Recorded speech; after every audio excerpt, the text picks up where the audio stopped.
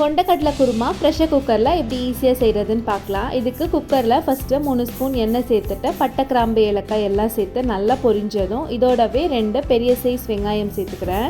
நல்ல ஃப்ளேவருக்காக 2 பச்சை மிளகாய் சேர்த்துக்கிறேன். பச்சை மிளகாய் கீரையில் அப்படியே தான் சேர்த்துக்கிறேன். கொஞ்சமாக கருவேப்பிலை சேர்த்துட்டு வெங்காயம் நல்லா கலர் மாதிரி வர வரைக்கும் வதக்கிட்டு 1 டேபிள் ஸ்பூன் இஞ்சி பூண்டு பேஸ்ட்டு, 2 சின்ன சைஸ் தக்காளி சேர்த்து நல்லா வதக்கிட்டு மசாலாவுக்கு 1/2 ஸ்பூன் மஞ்சள்தூள், 1/2 ஸ்பூன் தனி மிளகாத்தூள், 2 ஸ்பூன் தனியாத்தூள், 1/2 ஸ்பூன் கரம் மசாலா, டேஸ்ட்டுக்கு ஏற்ற மாதிரி உப்பு சேர்த்து நல்லா மசாலா வதங்கினதுக்கு அப்புறமா இதில் ஊற வச்சு எடுத்து வச்சுருக்க 1/2 கப் கொண்டக்கடலை சேர்த்து நல்லா மிக்ஸ் பண்ணிவிட்டு தண்ணி சேர்த்துக்கலாம். 1/2 கப் தண்ணி சேர்த்துட்டு மூடி போட்டு மூடி மீடியம் ஃப்ளேமில் 6 விசில் விட்டு எடுத்துக்கோங்க.